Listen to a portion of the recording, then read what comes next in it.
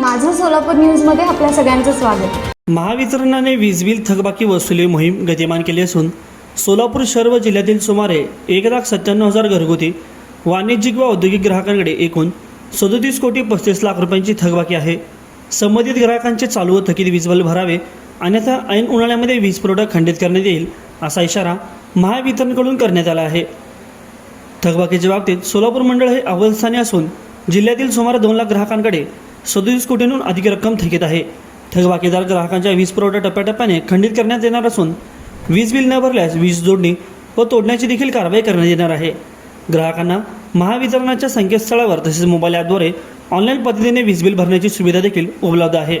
याशिवाय net banking, credit card, debit card तसेच कॅशद्वारे देखील थकबाकीदार ग्राहकांचा वीज पुरवठा तात्पुरत्या स्वरूपात खंडित करण्यात आला आहे। त्यांना पुनर्जोडणीसाठी सिंगल फेजकरिता 310 रुपये व 3 फेजकरिता 520 रुपये GST सह शुल्क भरावे लागणार आहे।